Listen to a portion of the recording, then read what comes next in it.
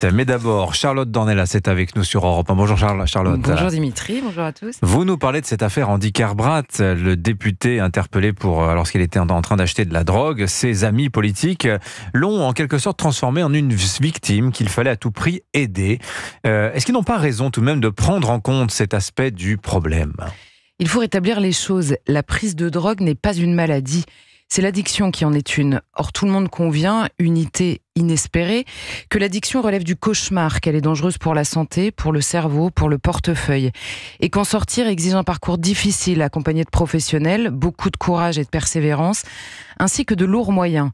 Tout le monde conviendra donc qu'il est légitime, voire nécessaire, de tout faire pour éviter l'addiction. Or, toute addiction, par la force des choses, débute par une première prise. Et contrairement à d'autres produits, la drogue est interdite. L'alcool est en vente libre, les médicaments addictifs sont prescrits, la cigarette est légale, la drogue, elle, est proscrite. La première fois qu'on en prend, on n'est donc pas malade, mais conscient de tout cela. Il est donc absolument incohérent de banaliser la prise, d'excuser la transaction, de revendiquer la consommation, de refuser la stigmatisation du produit et non des personnes, voire de prôner la légalisation tout en expliquant que le drogué est un malade.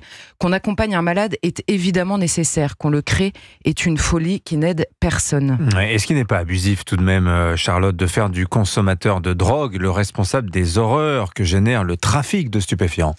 Posons le problème différemment, encore une fois. Évidemment que celui qui achète sa dose ne tue pas directement un gamin de 15 ans. Mais sans consommateur, ce marché dépérit.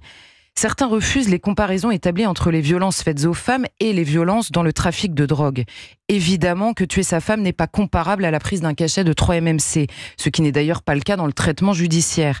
Mais ceux qui déplorent un continuum de violence entre une blague potache et un féminicide, alors même que l'humour ne relève pas exactement de l'appel au meurtre, devraient réussir à comprendre que l'achat de drogue à un gamin qui fait partie d'un réseau gérés par des caïds ultra-violents prêts à tuer, sont, eux, pris dans un continuum de violence bien réel, dont nous ne comptons même plus le nombre de morts dans des conditions abominables. Est-ce qu'il faudrait, comme le prônent certains, la police pour les trafiquants et les soins pour les consommateurs de drogue ? Alors ceux qui hurlent contre le système répressif à l'occasion de cette affaire sont à la limite du ridicule, honnêtement. Ce député n'a pas passé une seconde en garde à vue. Il écopera d'un stage ou d'une amende dans le pire des cas. On a connu système de répression plus abouti.